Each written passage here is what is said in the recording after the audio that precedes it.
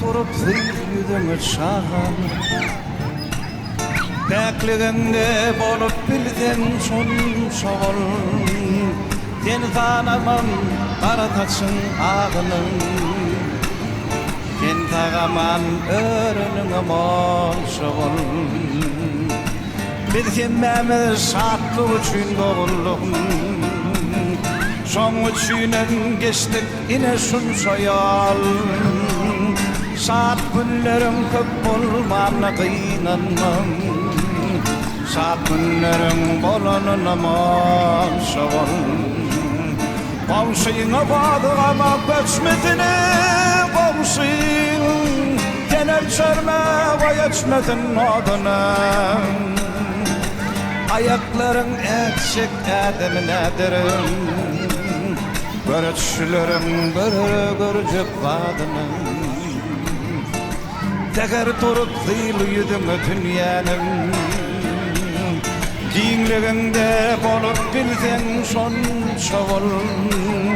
Bu dünyana mahfuz ehli zatlarım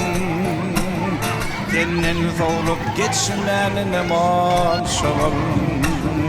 Ervet var bu bağlar geçti deninden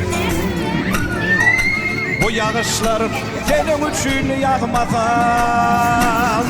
Bağı iki yana bulanma tutan Terör çiğdim, gülüyüdüme degmedim Kıykulaşıp geçip gitti denilmem Kurnalara yıllar kimin hatarım Seni bağlamak deyip yaşayışım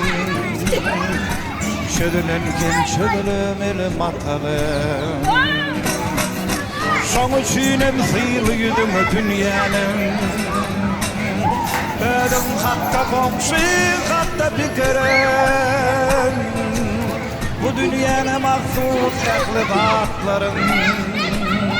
Senin soğulup geçmeyenine şükürem Senin soğulup geçmeyenine şükürem